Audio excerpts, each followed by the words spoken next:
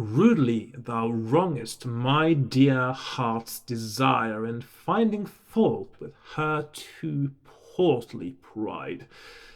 The thing which I do most in her admire is of the world unworthy most envied.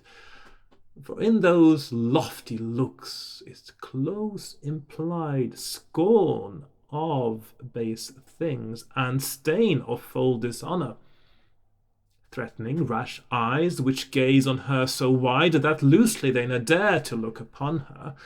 Such pride is praise, such haughtiness is honor, that boldned innocence bears in her eyes, and her fair countenance, like a goodly banner, spreads in defiance of all enemies. Was never in this world aught worthy tried without some spark of such self-pleasing pride.